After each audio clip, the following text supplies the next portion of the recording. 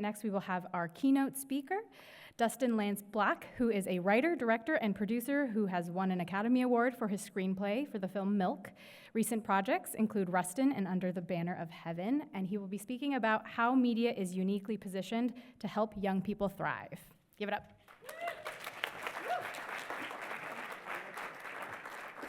Oh, I need that. Good morning, everybody.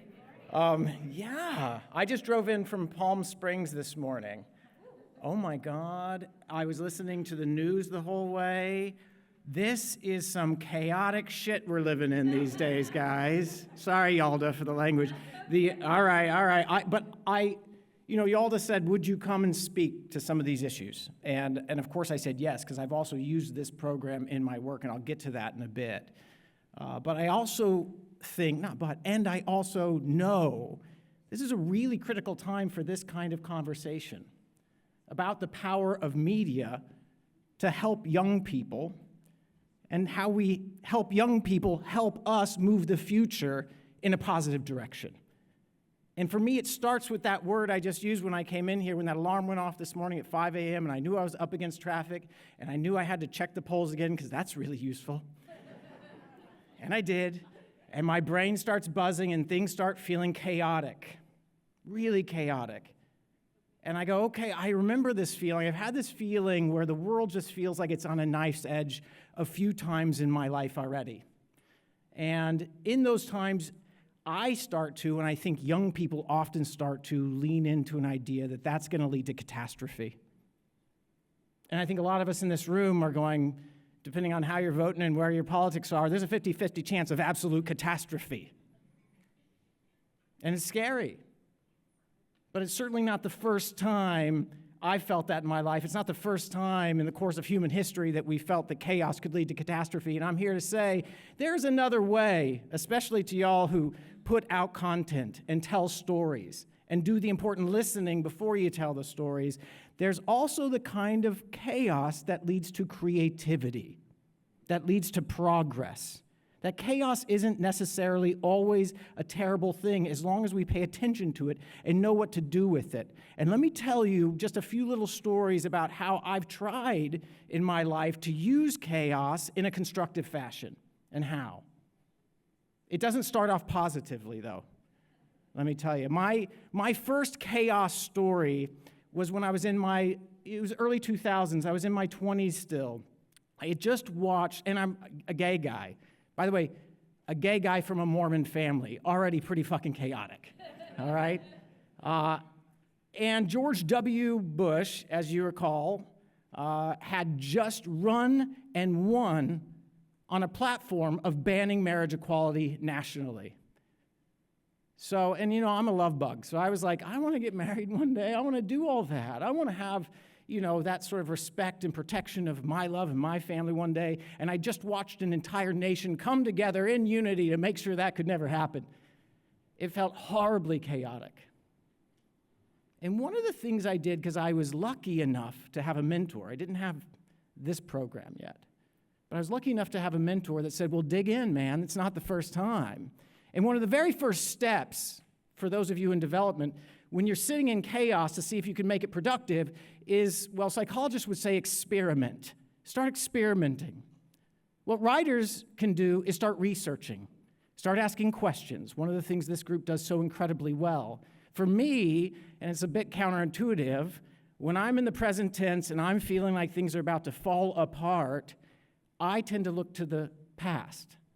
Not in a nostalgic fashion, but in a way where I say, where was there a similarly chaotic time that led to something positive? And so I, in that time, started to research a guy in San Francisco who had been elected to public office. And he had this new idea about being a gay person in a time that was actually far more dangerous than 2004, 2005, what I was living through. But he had the courage to come out. He had the courage to run for public office. He had the courage to talk about things like hope for people like me. And though his ultimate outcome was not positive because he was assassinated, the reverberations of the life he lived was. And that history had been lost.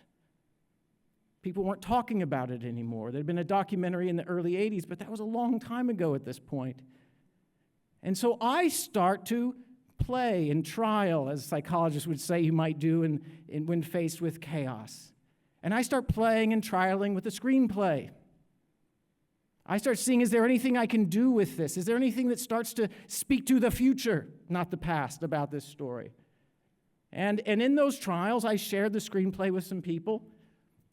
And some people said, yeah, almost there, not quite. And I kept working at it. I kept trying to get it to a place where it addressed the issues of the present and the future. And finally, I shared it with some people named Gus Van Sant and Sean Penn and James Franco, and we got the fucking thing made. And I started to see how that story became a rallying point for some people. People started to come around that story and say, hey, you know what? Maybe we don't have to live in that chaotic decision in 2004. Maybe in 2008 when we made it, in 2009 when it came out, maybe we can start to rally around fixing that. Maybe that chaos can create something beautiful, which is change. And not just beautiful, something inevitable. When we talk about Gen Z and younger, they understand that there is no going back. You can try all you want, it will never look the same. Change is inevitable. Chaos can lead to good change if we see the possibility in it, if storytellers help us rally around the possibility in it. And so, in that time, when we were all feeling really, really good about that story and its potential, literally 6 weeks later, Proposition 8 passed here in California on the same day that President Obama was elected to public office. And I went, here we are again, thrown into this chaos again, thrown into this place where I'm not sure it's safe to love or to build a family. And I've been working on this for a while. And we had this story, and that story helped rally people. And I started to think with a few other people, well, maybe there's other ways to tell stories. Maybe it's just not just in the movie theater. Maybe what we should do is figure out a platform where we can tell our stories, where both sides get an equal opportunity to share their stories, but they have to do it under oath. That would be cool, because I think they're lying on the anti-equality side. And so we filed a Supreme Court case. We filed a case against the state of California in federal court against Proposition 8, saying it was unconstitutional. So in that, and by the way, where's YouTube? Because this comes back to you at some point. All right, YouTube, this is getting to you in a minute. All right? So in that, we finally were able to have our stories told in a courtroom up in San Francisco by firsthand folks who had experienced hate, who had experienced being put into conversion therapy programs, who had to consider suicide as their options. And when the opposition had to come and tell their side of the story of why it was important that we ban marriage equality, they had no real answer. Because there was nothing they could say with their right hand raised that they felt they could stand behind without being in contempt of court. But, and this is when it comes to you, YouTube, it's not legal, or wasn't then, to show video from inside a federal court. We couldn't get the story out. And so now, in my mind, and Rob Reiner was a part of this, and Chad Griffin, head of Human Rights Campaign, we came together and said, why don't we create some chaos of our own? If chaos can create change and not just destruction, why don't we drop a chaos bomb into the culture? Why don't we take the transcripts of that trial, which you cannot lock up, why don't we make a play out of it and put it into every state in the union? So that by the time, this was the big dream, by the time this case gets to the United States Supreme Court, we can have approval of marriage equality in the public opinion polls in all 50 states. That sounds wild, like impossible. But we started to understand the power of story when it comes to creating change. And with that play that we staged in New York and then Los Angeles with Brad Pitt and George Clooney, we thought, how do we get this out to all people? Well, if we put it on HBO, that wouldn't work. You have to have a subscription. Sorry if there's any HBO folks in here. You know what I mean? Hulu didn't exist yet. Sorry, Disney, wherever you are. So we put it on YouTube. We put it on YouTube so everyone could access it, everyone could watch what happened in that courtroom, as now played by Brad Pitt and George Clooney, which got more eyes on it. And by putting it on YouTube and at that point, we broke viewership records with it. Then theaters across the country and in all 50 states, yes, put that play on. And we were able to tell that story, that very truthful story of what happens when you have to testify to equality in a courtroom. We had it in every state with talkbacks from people inside those communities. And that, combined with making sure that as we were telling the stories of the case, we told the stories of the plaintiffs, not the politics, the people. When you tell those stories from the heart, what we found is those stories can change a heart. And they changed hearts not just in California, they changed hearts all the way down in Alabama. I was there. Mississippi, I went there. And those hearts changing can change minds.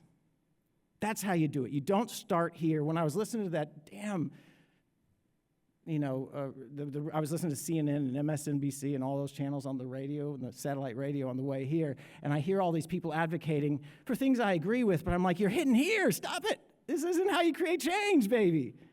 You create change with stories and characters and people and human beings and their hearts and how their hearts operate and change. And when we did that, guess what happened by the time that case got to the U.S. Supreme Court, telling the stories of our plaintiffs, people like our plaintiffs, ate the play that started on YouTube and ended up in theaters in all 50 states. By the time we got to the Supreme Court, this country, in public opinion polls, was in favor of marriage equality. 4 years.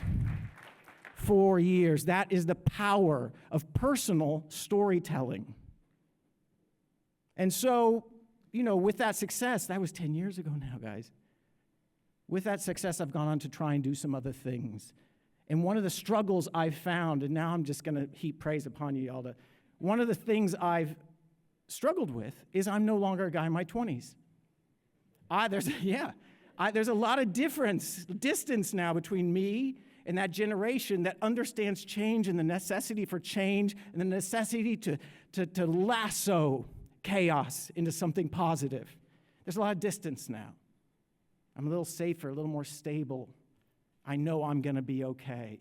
And those are not exactly positive attributes for a powerful storyteller. You need to stand on chaos and see how to lasso it.